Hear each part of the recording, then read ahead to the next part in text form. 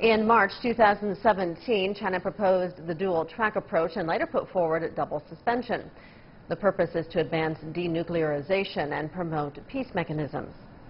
In February 2018, China said it hopes for early direct dialogue between the DPRK and the United States.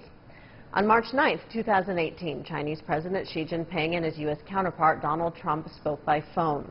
Xi told Trump he hopes the U.S. and the DPRK will start dialogue as soon as possible and strive for positive results. On March 12, President Xi talked with Chung Eui-yong, National Security Advisor to South Korean President Moon Jae-in in Beijing. Xi expressed his hope for substantial progress in denuclearization on the Korean Peninsula and normalization of relations. And on March 25th, the DPRK leader Kim Jong-un began an unofficial visit to China. Xi Jinping says China sticks to the goal of denuclearization, safeguarding peace and stability on the peninsula, and solving problems through dialogue and consultation.